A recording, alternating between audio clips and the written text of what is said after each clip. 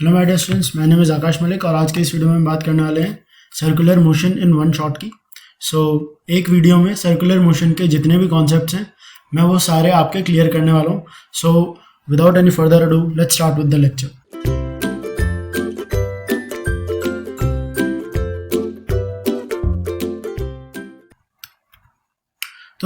मैंने इस चैप्टर को बेसिकली दो पार्ट में तोड़ा है। पहला पार्ट है मेरा काइनेमेटिक्स ऑफ सर्कुलर मोशन और दूसरा पार्ट है मेरा डायनामिक्स ऑफ सर्कुलर मोशन। पहले हम बात कर रहे हैं काइनेमेटिक्स ऑफ सर्कुलर मोशन की। तो circular motion basically motion of a particle in a circular path जो है उसको हम सर्कुलर मोशन कहते हैं। और जैसे हमें पता है कि जो भी कोई भी कर्व है, जैसे ये एक कर्व है, ये किसी एक सर्कल का पार्ट है, इसका कोई एक रेडियस ऑफ कर्वेचर है, इसका एक सेंटर ऑफ कर्वेचर है, और किसी भी कर्व्ड पाथ के अंदर जो भी मोशन होता है उसके ऊपर कोई भी पार्टिकल है वो मोशन कर रहा है, तो वो भी हमारा सर्कुलर मोशन में ही काउंट होता है। जैसे कि एक बात करते हैं कि मेरा एक कर्व है जिसकी इक्वेशन है y equals to F X, और ये मेरा एक पार्टिकल है, ठीक है। ये किसी v वेलोसिटी से इस टाइम पे इस कर्व के ऊपर मूव कर रहा है, और इस कर्व का जो सेंटर है वो कुछ इस तरीके से मैंने डायग्राम में दिखा रखा है, और ये मेरा r रेडियस ऑफ कर्वेचर है। तो अगर हमें कैलकुलेशन करनी हो कि रेडियस ऑफ कर्वेचर कितना होता है, तो रेडियस ऑफ कर्वेचर का फॉर्मूला होता है 1 प्लस dy/dx का होल स्क्वायर, और इस पूरे न्यूमरेटर का पावर 3/2, और डिवाइड में आ जाता है d2y/dx2। इस तरीके से हम किसी भी सर्कुलर मोशन का किसी भी कर्व्ड पाथ का रेडियस ऑफ कर्वेचर निकाल सकते हैं। ये बेसिकली ये जो फॉर्मूला है ये आता है हमारा मैथ्स में। जब आप एओडी पढ़ेंगे तो उसके अंदर ये आपका फॉर्मूला आता है, और यहाँ पर सिर्फ उसकी एप्लीकेशन है। कोई क्वेश्चन आ जाए कि ये हमारा एक कर्व है y equals to X square, इसमें ये कुछ इस तरीके से पैराबोला आ जाएगा, और इस पैराबोला का ये अगर सेंटर ऑफ कर्वेचर है कोई, तो इस टाइम पे इस सेंटर ऑफ कर्वेचर का रेडियस कितना है वो हम कैलकुलेट कर सकते हैं। Okay, so now let's proceed. पहले बात करते हैं टेंजेंशियल वेलोसिटी। तो velocity along the tangent of the path is called tangential velocity. अगर मेरा कोई भी एक कर्व है, अगर ये मेरा कोई भी एक कर्व है, यहाँ मेरा पार्टिकल है कुछ इस वेलोसिटी से मूव कर रहा है, तो जो v वेलोसिटी ये इस कर्व के, अगर ये रेडियस ऑफ कर्वेचर है उसके परपेंडिकुलर है, तो ये मेरी टेंजेंशियल वेलोसिटी हो जाएगी, और मैथमेटिकली दिया जाता है ds/dt। ओके, फिर बात करते हैं टेंजेंशियल एक्सेलरेशन की। तो हमें पता है कि एक्सेलरेशन क्या होता है, rate of change of velocity. तो टेंजेंशियल एक्सेलरेशन हो जाएगा rate of change of tangential velocity, और मैथमेटिकली dv/dt दे देंगे इसको। फिर अगर बात करें डायरेक्शन की, तो डायरेक्शन हमेशा टेंजेंशियल एक्सेलरेशन का परपेंडिकुलर होगा टेंजेंशियल वेलोसिटी की। ओके, आगे बात करते हैं सेंट्रीपिटल एक्सेलरेशन की। तो acceleration due to the change in the direction of the body is known as centripetal acceleration, और direction of centripetal acceleration will always be towards the centre of curvature. हो सकता है किसी मोशन में आपका tangential acceleration 0 हो, but आपका centripetal acceleration कभी 0 नहीं होगा। अगर आपका यूनिफॉर्म सर्कुलर मोशन भी है, ठीक है ना, जिसमें आपकी v कांस्टेंट है, तो आपका टेंजेंशियल एक्सेलरेशन तो 0 हो जाएगा, बट इस पार्टिकल को कंटिन्यूअस सर्कल में मूव करने के लिए एक फोर्स लगेगी जो कि होगी हमारी सेंट्रीपिटल फोर्स, और वो हमेशा सेंटर की तरफ प्रोजेक्टेड होगी, और उसके कारण हमारा सेंट्रीपिटल एक्सेलरेशन आ जाएगा। मैग्नीट्यूड उसका v²/r आता है, और डायरेक्शन हमेशा सेंटर के टुवर्ड्स आता है। और अगर टोटल एक्सेलरेशन की बात करें तो वेक्टर सम हो जाएगा हमारा टेंजेंशियल एक्सेलरेशन और सेंट्रीपिटल एक्सेलरेशन का। और आपको पता है अगर आपने वेक्टर्स पढ़ा तो डायरेक्शन ऐसे निकाल लेते, कोई भी दो वेक्टर्स हो। ओके, पैरेललोग्राम लॉ है बेसिकली। आगे बढ़ते हैं, एंगुलर पोजीशन की बात करते हैं। तो एंगुलर पोजीशन वो होता है, वो एंगल होता है जो कि किसी कोई भी, अगर ये हमारी रेफरेंस लाइन है L1 है और ये L2 है, इस रेफरेंस लाइन से जो हम इसका जो रेडियस वेक्टर है और इस रेफरेंस लाइन का जो एंगल है, ये और ये इसके बीच का जो एंगल है हमारा, ये थीटा है। तो ये जो थीटा है ये हमारी एक एंगुलर पोजीशन है। उसी तरह से अगर L2 की बात करें तो अल्फा हमारी एंगुलर पोजीशन है। फिर बात करते हैं एंगुलर डिस्प्लेसमेंट की। तो change in angular position is called angular displacement. जैसे मैं बात करूं कि ये अगर मेरी बॉडी है P, ठीक है, ये यहां से इस पॉइंट पर आ जाती है, तो अब इसका एंगल कुछ लेटेस्ट से ये थीटा डैश हो गया। ओके, तो इस टाइम पे इसका डेल्टा थीटा हो जाएगा थीटा डैश माइनस थीटा, और ये हमारा डेल्टा थीटा ही एंगुलर डिस्प्लेसमेंट है।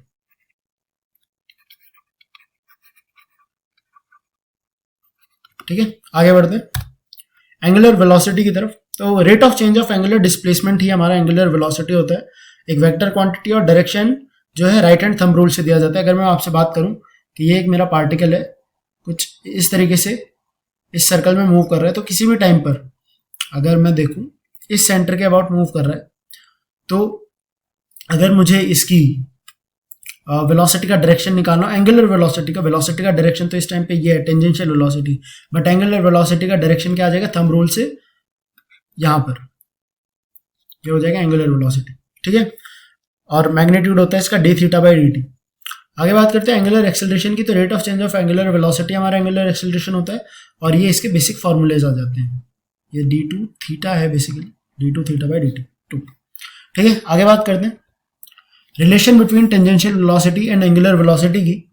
तो ये मेरा एक पार्टिकल है, ठीक है, जो कि इस लाइन में मूव कर रहा है, लेट अस से ए बी लाइन है, इस ए बी लाइन में मूव कर रहा है विद वेलोसिटी v, ठीक है। और ये कोई एक सेंटर है O, इससे इसका रेडियल डिस्टेंस r है और परपेंडिकुलर डिस्टेंस d है।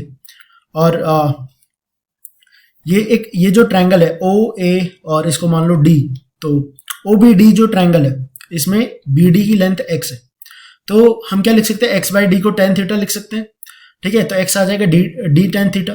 फिर अगर मैं डिफरेंशिएट कर दूं दोनों side with respect to t, तो मेरे पास रेट ऑफ चेंज आ जाएगा जो कि वेलोसिटी होता है, और वो हो जाएगा D sec square theta multiplied by D theta by D T. फिर मैं अगर यहाँ से, हमें पता है D theta by D T क्या होता है एंगुलर वेलोसिटी, तो वो यहाँ पर सब्सटीट्यूट कर दिया। फिर एंगुलर वेलोसिटी आ जाता है मेरा V cos theta divided by D sec theta. तो वी कॉस थीटा क्या हो जाएगा मेरा, ध्यान से देखना, अगर ये थीटा है तो वी ये 90 माइनस थीटा, तो ये इसका कॉस कॉम्पोनेंट साइन आ जाएगा, क्योंकि 90 माइनस थीटा है तो ये हो जाएगा वी साइन थीटा। और अगर इसका परपेंडिकुलर देखो तो ये आ जाएगा वी कॉस थीटा। तो ये आपका टेंजेंशियल पार्ट, तो आपका ओमेगा आ जाएगा वी टी बाय आर, या फिर आप लिखना चाहो तो वी टी को लिख सकते हो ओमेगा आर। और अगर जनरली देखा जाए तो वो लिखा जाता है omega is equals to V T relative divided by R perpendicular. इसको समझाता हूँ मैं आपको एग्जाम्पल से कि मेरी दो बॉडीज हैं, ठीक है, और ये ए बॉडी मान लो ये बी है, और ये वेलोसिटी v1 से मूव कर रहा है और ये v2 से, ये मान लो थीटा 1 है, थीटा 2 है, और ये मान लो थीटा 1 है। तो मैं यहाँ पर अगर परपेंडिकुलर कंपोनेंट्स देखूँ तो यहाँ पर आ जाएगा v1 साइन थीटा और यहाँ पर आ जाएगा v2 साइन थीटा। तो अगर इस केस में मुझे एंगुलर वेलोसिटी निकालनी है तो वो होगा हमारा रिलेटिव वेलोसिटी इन दोनों की, तो वो हो जाएगी v1 sine theta 1 plus v2 sine theta 2 divided by r perpendicular, जो इनके बीच का परपेंडिकुलर डिस्टेंस है वो d है, ठीक है। तो ये हमारा आंसर हो जाता है। आगे बात करते हैं equations of circular motion if angular acceleration is constant. तो ये सिमिलर है हमारी equation of motion, translational motion जैसी है, जो कि है omega is equals to omega naught plus alpha t, theta is equals to omega t plus half alpha t square, और omega square is equals to omega naught square plus 2 alpha theta, बिल्कुल जैसा आपका v is equals to u plus A T होता है, s is equals to U T plus half A T square होता है, और v square is equals to U square plus 2as, ठीक है। ये आपकी ट्रांसलेशन मोशन की थी, और यह आपका सर्कुलर मोशन का हो जाएगा, ठीक है। अब यूनिफॉर्म सर्कुलर मोशन वो होता है जिसमें हमारी वेलोसिटी और एंगुलर वेलोसिटी दोनों की दोनों कांस्टेंट रहती है। तो इस केस में अगर वेलोसिटी कांस्टेंट है तो टेंजेंशियल एक्सेलरेशन 0 हो जाएगा, तो अल्फा 0 हो जाएगा क्योंकि एंगुलर वेलोसिटी भी 0 है। तो सिर्फ हमारे पास एक एक्सेलरेशन रहता है, वो होता है रेडियल एक्सेलरेशन, जो कि हमारा सेंट्रीपिटल एक्सेलरेशन भी उसको आप कह सकते हो, ठीक है। अब यहाँ पर हमारा एक छोटा सा पार्ट था काइनेमेटिक्स ऑफ सर्कुलर मोशन का, वो यहाँ पे खत्म होता है। बात करते हैं डायनेमिक्स की, क्योंकि क्वेश्चन ज्यादातर डायनेमिक्स से ही आते हैं। तो डायनेमिक्स ऑफ सर्कुलर मोशन में सबसे पहले आपके पास टेंजेंशियल फोर्स कितना हो जाएगा, मास इनटू टेंजेंशियल एक्सेलरेशन, और रेडियल फोर्स हो जाएगा mass into radial acceleration, basic चीज है। बात करते हैं यहाँ पर दो चीज आती है, सेंट्रीपिटल फोर्स और सेंट्रीफ्यूगल फोर्स। तो सेंट्रीपिटल फोर्स वो फोर्स होती है जो कि एक बॉडी को सर्कुलर मोशन में रहने के लिए जरूरी होती है, उसको हम सेंट्रीपिटल फोर्स बोलते हैं, और इसका डायरेक्शन होता है टुवर्ड्स द सेंटर, ठीक है। और मैग्नीट्यूड दिया जाता है mv स्क्वायर बाय आर। आपको पता है radial acceleration v square by R होता है, तो सेंट्रीपिटल फोर्स हो जाता है mv स्क्वायर बाय आर, ठीक है। सेंट्रीफ्यूगल फोर्स क्या होती है, सेंट्रीफ्यूगल फोर्स बेसिकली एक स्यूडो फोर्स होती है रियलिटी में एग्जिस्ट नहीं करती, ये माना जाता है। क्योंकि अगर आप एक सर्कुलर मोशन को देखो तो अगर एक पार्टिकल है जो कि सर्कुलर मोशन में मूव करे, यूनिफॉर्म सर्कुलर मोशन है उसका, तो उसका टेंजेंशियल एक्सेलरेशन 0 है हमेशा, मतलब उसके ऊपर एक सेंट्रीपिटल फोर्स एग्जिस्ट करती रहेगी हर पॉइंट पर। तो अगर हर पॉइंट पर एक फोर्स उसके ऊपर सेंटर की तरफ लग रही है तो वो ऐसे रिवॉल्व करता हुआ स्पाइरल शेप में और फिर सेंटर पे कोलैप्स कर जाना चाहिए, जो कि नहीं करता है। तो इसलिए सेंट्रीफ्यूगल फोर्स यहाँ पर नेसेसरी होती है, जो कि हमें ये बताती है कि ये एक इनर्शियल फ्रेम नहीं था, ये नॉन इनर्शियल फ्रेम था। इसलिए हमें लग रहा था कि ये सेंटर पर कोलैप्स कर जाएगा, जो बॉडी का फ्रेम है। बट अगर आप सेंटर से देखो तो ये बॉडी सेंटर से अगर देखे जाए तो वो हमारा इनर्शियल फ्रेम हो जाता है, ठीक है। तो इसलिए हम एक सेंट्रीफ्यूगल फोर्स हमेशा अज्यूम करते हैं, जो कि सेंटर से अवे लाइन, अगर कोई भी एक लाइन है और बॉडी को ज्वाइन करने वाली ये लाइन है, तो अवे हमेशा इसका डायरेक्शन होगा एफ सेंट्रीफ्यूगल, सेंट्रीफ्यूगल, ठीक है।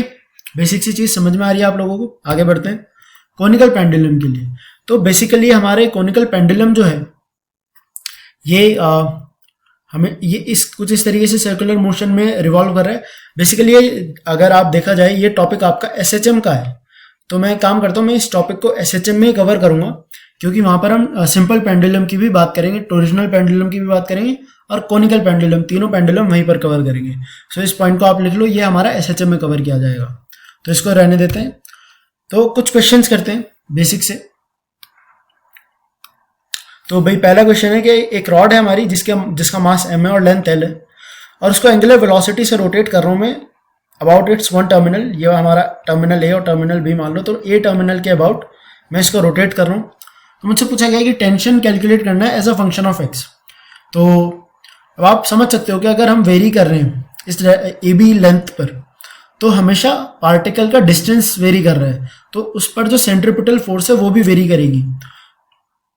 तो हम क्या करते हैं, यहां से एट अ डिस्टेंस x जाते हैं और एक इनफाइनाइटेसिमल स्मॉल एलिमेंट लेते हैं जिसका विड्थ जो है वो dx है, ठीक है।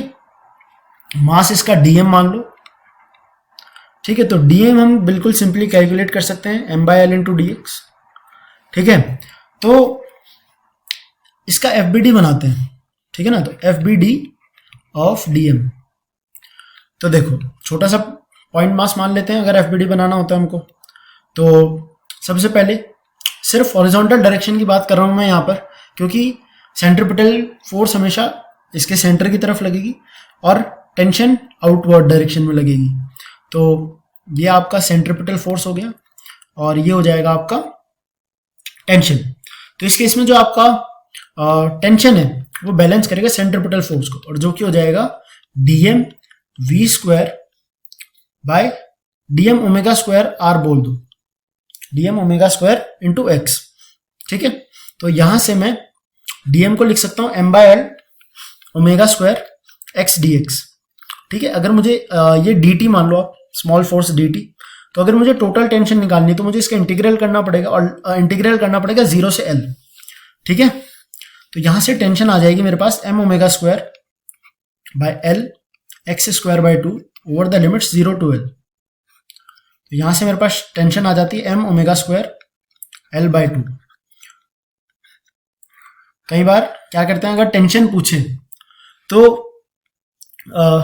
स्टूडेंट्स क्या करते हैं कि डायरेक्टली इसका मास m है, लेंथ l है, तो हम डायरेक्टली कई बार टेंशन ऐसे लिख देते हैं m ओमेगा स्क्वायर l, जो कि यहाँ गलत हो जाता है क्योंकि यहाँ पर वेरी करता है टेंशन, ठीक है। आगे बढ़ते हैं। ये काफी इंपॉर्टेंट कॉन्सेप्ट है बेसिकली, इसको हम वर्क पावर एनर्जी में भी कर सकते थे, बट मैंने इस कॉन्सेप्ट को वहां पे नहीं कराया क्योंकि इसमें सर्कुलर मोशन का भी यूज आ रहा था। तो चलो क्वेश्चन देखो कि a particle slides on the surface of fix smooth sphere, ये हमारा स्मूथ स्फीयर है, इस पर फ्रिक्शन नहीं है, starting from the top most point and find the angle rotated by the radius through the particle. Okay, मतलब मैं समझाता हूँ इस क्वेश्चन का मतलब क्या है। When it leaves the contact of the sphere, तो मतलब क्या है कि जब ये जो सेंटर लाइन है बिल्कुल एकदम टॉप मोस्ट पॉइंट पर है, और क्या होता है, ये सेंटर है कि बहुत हवा चल रही थी तो इसको एकदम से हवा लग गई, ये गिरने लगा। तो मान लो ये किसी थीटा एंगल पर आ गया, ठीक है, थीटा एंगल पर आ गया और इसके बाद ये गिर जाता है, यहां से फिर गिर जाता है क्योंकि स्मूथ है। तो कोई भी अगर आपका स्फीयर है उसके ऊपर आप कोई भी ऑब्जेक्ट रखोगे, तो कटोरी ले लो आप, उसके ऊपर रखोगे तो वो गिर जाएगा ना जब अपने कर्व्ड सरफेस पे आता है। तो यही क्वेश्चन है कि अगर फ्रिक्शन लेस सरफेस है तब क्या होगा। तो मान लो ये एंगल आपका थीटा है, ठीक है। तो सबसे पहले इस बॉडी का एफबीडी बनाओ, FBD of M at position B, या पोजीशन ए मान लो, ये पोजीशन बी है। तो सबसे पहले इसका वेट लग रहा है 1 mg नीचे, ठीक है।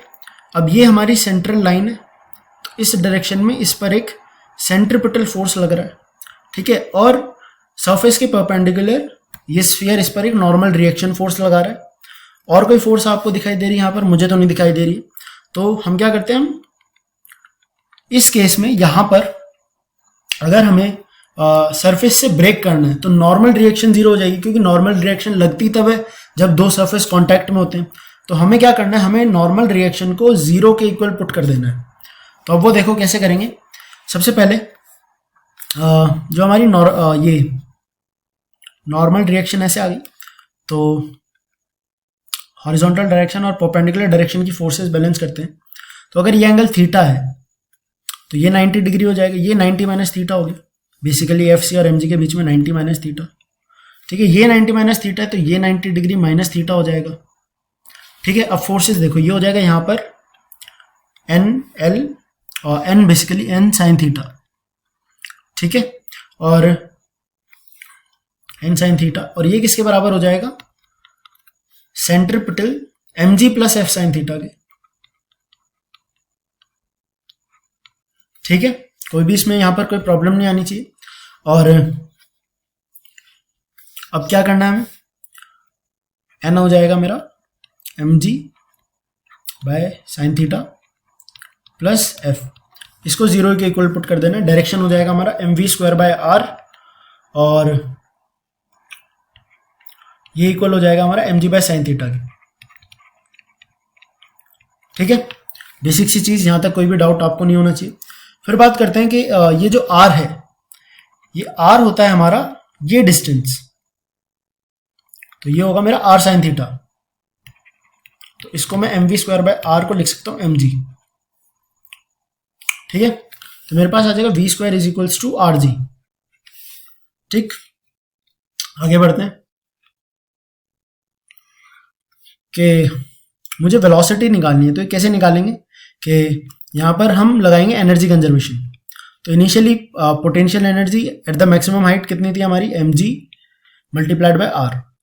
फिर कुछ काइनेटिक एनर्जी इसकी इनिशियली जीरो थी, फिर ये एच हाइट नीचे आया, तो एच कितना है हमारा, एम जी इंटू एच, आर एच है हमारा R into 1 minus cos theta, ठीक है।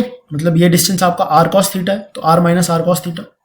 और काइनेटिक एनर्जी इस केस में हाफ एम वी स्क्वायर, ठीक है। तो वी स्क्वायर है हमारा आर जी, तो ये हो जाएगा आर जी बाय 2। तो यहाँ से सबसे पहले मैं एम एम कैंसिल कर देता हूँ, तो ये हो गया g r is equals to g r minus g r cos theta plus half g r, ठीक है। तो यहाँ से आप कॉस थीटा कैलकुलेट करोगे तो वो आ जाता है 2/3, और थीटा अगर आप देखो तो ये हो जाता है कॉस इनवर्स 2/3। अब ऐसा फिजिक्स में करना सही है, हर बार मैथ्स में नहीं कर सकते हम ये, क्योंकि डोमेन और रेंज में प्रॉब्लम आ जाती है। तो फिजिक्स का जब तक सवाल आए आप ऐसा लिख सकते हैं, ठीक है। चलो आगे बढ़ते हैं। अब कॉन्सेप्ट ऑफ डेथ वेल की बात करेंगे। तो आपने नाम सुना होगा मौत का कुआं। तो बेसिकली ये वही है जिसमें एक सर्कुलर सिलेंड्रिकल हमारा वेसल होता है, जिसमें कुछ राइडर जो हैं बाइक चलाते हैं और बहुत तेज़ी से बाइक चलाते हैं, फिर हाथ छोड़ देते हैं, गाड़ी चलाते हैं हाथ छोड़ देते हैं। तो ये बेसिकली उसी का कॉन्सेप्ट है। तो इस केस में हमारी जो भी फोर्सेस हैं वो बैलेंस होनी चाहिए, तभी वो ये जो अगर हमारा बाइकर है ये ना गिरे, इसलिए सारी फोर्सेस हमारी बैलेंस होनी चाहिए। तो देखो फोर्सेस देखो कि सबसे पहले ये जा रहा है नीचे, तो एक फ्रिक्शन फोर्स ऊपर लगेगा, ठीक है। फिर ये इस सिलेंड्रिकल सरफेस के कांटेक्ट में तो एक नॉर्मल रिएक्शन लगेगा इस पर, ये इसकी वजह से आएगा सिलेंड्रिकल वॉल और साइकिल की वजह से, और आउटवर्ड आ जाएगा एन, और एक नीचे लगेगा इसका mg, और इनवर्ड डायरेक्शन में हमारा आ जाएगा सेंट्रीपिटल फोर्स। तो अगर हमें इस आदमी को गिरने नहीं देना है तो हमें सारी फोर्सेस बैलेंस करनी होंगी। फ्रिक्शन को करना होगा हमें mg के बराबर, और नॉर्मल रिएक्शन को mv स्क्वायर के बराबर करना होगा। बस इतना सा कॉन्सेप्ट होता है, ये ज़्यादा कुछ नहीं है इसमें। जब हम प्रॉपर सर्कुलर मोशन की वीडियोस डालेंगे तो तब उसमें पूरा इसको डिटेल में और डिस्कस किया जाएगा। आगे बात करते हैं, आप सर्कुलर टर्निंग ऑफ रोड्स की बात करते हैं। तो आपने कभी देखा हो कि कभी भी आप हाईवे पे जा रहे हो, जब भी टर्न आता है तो एक स्पीड लिमिट का बोर्ड आता है यहाँ पर, कुछ इस तरीके से ऐसा आता है ना, मैक्सिमम स्पीड 100 फॉर बस, 100 फॉर कार, 80 फॉर बस, कुछ इस तरीके से। तो ये किस लिए होता है कि आपकी गाड़ी अगर टर्न पे मूव कर रही है तो आप इस पर फोर्सेस देखो। अगर इस टायर की बात करें, इस टायर पर फोर्सेस देखो कि ये आगे जा रहा है, एक नॉर्मल रिएक्शन इसके ऊपर ऐसे लग रही है, ठीक है, एक सेंटर से बाहर जाती है एक फोर्स इस पर ऐसे लग रही है, ठीक है, और जैसे ही मूव कर रहा है एक वेट इसका mg नीचे लग रहा है और एक फ्रिक्शन लग रहा है यहाँ पर। तो क्या होता है कि ये बॉडी आपकी गाड़ी जो पलटे ना, तो इसलिए फोर्सेस आपको बैलेंस करनी होती है। तो आपको फ्रिक्शन जो है वो mv स्क्वायर बाय आर के बराबर करते हैं, ठीक है, सेंट्रीपिटल फोर्स के बराबर। और हमें पता है कि फ्रिक्शन लिमिटिंग वैल्यू जो होती है वो होती है म्यू इंटू एन, और एन है हमारा mg, तो ये हो जाता है म्यू mg। तो अगर ये बॉडी को हमें टॉपल नहीं होने देना है तो इस केस में फ्रिक्शन की जो लिमिटिंग वैल्यू है वो लेस देन होनी चाहिए और ग्रेटर देन इक्वल टू होनी चाहिए इस फ्रिक्शन के, जो भी इस बॉडी पर अभी लग रहा है। तो ये हो जाएगा mu mg should be greater than और equal to mv square by r. तो इस केस में वेलोसिटी, मैक्सिमम वेलोसिटी जो होती है वी मैक्स सेफ टर्निंग के लिए, वो होती है कितनी हमारी, म्यू आर जी का रूट, ठीक है। तो ये हमारी मैक्सिमम वेलोसिटी है फॉर सेफ टर्निंग। मैंने प्रूफ भी आपको बता दिया, मैं चाहता रिजल्ट भी बता सकता था, बट ये कॉन्सेप्ट इंपॉर्टेंट है इसलिए मैं आपको बता रहा हूँ, ठीक है। ये हमारा मेथड 1 था, ये था बाय फ्रिक्शन ओनली। कहीं जो हाईवे होता है या अगर वो बिल्कुल फ्लैट है तो अगर टर्न करना है तो ये इतनी स्पीड से आपको मूव करना है, उस पर फ्रिक्शन ज्यादा हो, ठीक है। दूसरा मेथड होता है कि हम ट्रैक को, जो भी आपका हाईवे है उसको टेढ़ा बनाए, थोड़ा इंक्लाइंड सरफेस बनाए।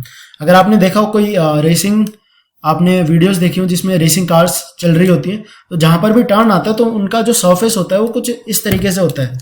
जब भी टर्न करने वाली होती है तो जो एंड पॉइंट होता है उसका वो कुछ ऊपर टिल्टेड होता है। तो मान लो कि ये एंगल थीटा है, ठीक है। तो अगर इस केस में हम टर्निंग की बात करें तो यहाँ mg लगेगा, ठीक है, ऊपर n लगेगा। अब मूव कर रहा है तो फ्रिक्शन आउटवर्ड लगेगा, ठीक है, और mv स्क्वायर बाय आर यहाँ लगेगा, ठीक है। इस केस में ये कुछ इस तरीके से, ये सेंटर है इसका, ठीक है। बट हम परपेंडिकुलरली बात कर रहे हैं तो हम एक हॉरिजॉन्टल लाइन ऐसे बना देंगे। डायग्राम को थोड़ा साइड में बनाता हूँ कि फ्रिक्शन कुछ इस तरफ लग रहा है, ये हमारा F सेंट्रीपिटल, ये नॉर्मल रिएक्शन, और ये मेरा mg। तो सेफ टर्निंग के लिए हमें हॉरिजॉन्टल फोर्सेस भी बैलेंस करनी है। Horizontal forces 0 net and net vertical force भी 0 करनी है। तो ये मैं आपको टास्क दे रहा हूं कि इसका प्रूफ आप खुद से करो, ठीक है, जिसमें मैं सिर्फ टर्निंग की बात कर रहा हूं। तो आपको इस केस में सिर्फ फ्रिक्शन को छोड़ देना है, यहां पर फ्रिक्शन की बात नहीं हो रही, तो सिर्फ आप हॉरिजॉन्टल फोर्स जो है आपकी उसको बैलेंस कर दो तो आपका रिजल्ट का आंसर आ जाएगा। तो ये आपका टास्क है कि आप कैसे करते हैं, क्योंकि फोर्स बैलेंसिंग आपको आनी चाहिए अब तक, क्योंकि हम एनएलएम पढ़ चुके हैं। तो हॉरिजॉन्टल फोर्स नेट आपको 0 करनी है, ठीक है। आगे बढ़ते हैं। इस केस में फ्रिक्शन भी आ जाएगा बेसिकली, ठीक है ना। यहां पर आ जाएगा फ्रिक्शन, स्मॉल f लिख दो, और ये आपका सेंट्रीपिटल फोर्स, नॉर्मल रिएक्शन और mg। तो ये एंगल अगर आपका थीटा है तो ये 90 है, तो ये 90 माइनस थीटा हो जाएगा, ठीक है, और ये आपका हो जाएगा थीटा। तो बेसिकली आप क्या लिखोगे, F C cos theta should be equals to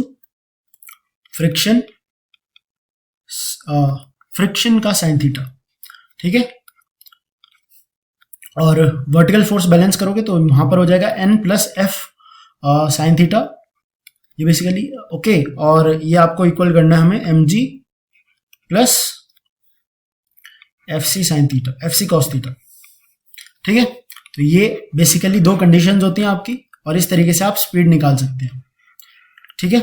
तो यहाँ पर हमारा टर्निंग ऑफ फ्रिक्शन भी जो है कंप्लीट होता है टॉपिक। अगर आपकी बॉडी कोई भी टर्न कर रही है तो उसमें टर्न भी हो रहा हो, टिल्टेड भी हो और फ्रिक्शन भी हो, तो वो केस भी हमने यहाँ डिस्कस कर लिया है। आगे बात करते हैं motion in a vertical circle. तो अगर ये मेरी बॉडी है, अगर यहाँ से मुझे एक u अगर मैं दूं u, तो मुझे कितनी u चाहिए कि ये मेरा पूरा जो सर्कल है उसको कंप्लीट सर्कुलर मोशन कर ले, मतलब कहीं भी बीच में जाके वापस ना आए। तो इसके लिए हम क्या करते हैं कि अगर यहां पर पहुंच जाइए किसी तरीके से, ठीक है, अगर ये बॉडी यहां पहुंच गई, यहां से एक मिनिमम कुछ वेलोसिटी आ जाए, लेट अस से v मिनिमम, तो किसी v मिनिमम जो है ये बस इसके माँ mg को कवर कर जाए, ये वापस यहां ना आए, ये कवर कर जाए, तो ये v मिनिमम जो होती है ये आती है हमारी रूट ऑफ आर जी, ठीक है। तो अगर हमें v minimum top most point पर पता चल गया तो हमें कंप्लीट सर्कुलर मोशन के लिए यहां तक पहुंचाना है। तो यहां से मैं अगर यहां पर बोलूं a और b, तो a b के बीच में एनर्जी कंजर्वेशन लगा दूं, तो अगर मैं इस पॉइंट को जीरो ग्रेविटेशनल पोटेंशियल एनर्जी मान लूं, तो अगर एनर्जी कंजर्वेशन लगाए वो हो जाएगा 0 plus half m u square is equals to half M v minimum का स्क्वायर प्लस 2 एम जी इंटू 2r, ठीक है। यहां से कैलकुलेट करोगे आप वी मिनिमम को, बेसिकली u को, वी मिनिमम तो हमें रूट आर जी पता है, तो यहां पर कैलकुलेट करोगे तो u की वैल्यू आ जाएगी 5rg, कि मिनिमम 5rg हो तो ये हमारी बॉडी कंप्लीट सर्कुलर मोशन कर लेगी, ज़्यादा हो तो कर ही लेगी। फिर कंडीशन ऑफ ऑसिलेशन के मतलब कि यहाँ से आगे ना जाए, यहाँ तक जाए और वापस आ जाए, ठीक है। तो उसके लिए यहाँ से और यहाँ तक के बीच में आपको एनर्जी कंजर्वेशन लगाना है, तो u का रिजल्ट जो आता है वो less than equals to 2rg आता है, रूट ऑफ 2rg। और अगर condition to leave the circle मतलब कि किसी पॉइंट तक जाए यहां तक, और फिर यहां से प्रोजेक्टाइल मोशन हो जाए, कि मतलब वापस कंप्लीट सर्कुलर मोशन ना करे, तो उसके लिए अगर इन दो कंडीशन के बीच की वेलोसिटी हो तो वो condition to leave the circle होता है, ठीक है। तो यहां पर हमने बहुत ही क्विकली सर्कुलर मोशन के जितने भी कॉन्सेप्ट हैं उनको कवर कर लिया है। अब नेक्स्ट वीडियो में हम बात करने वाले हैं सर्कुलर मोशन के बाद सेंटर ऑफ मास और लॉज ऑफ कंजर्वेशन की, दोनों की एक ही वीडियो आएगी, दोनों एक ही वीडियो में मैं पूरा कवर कराने वाला हूँ, और फिर हम बढ़ेंगे आगे रोटेशनल डायनामिक्स, फिर ग्रेविटेशन और इस तरीके से। So till then see you, ta ta, good bye.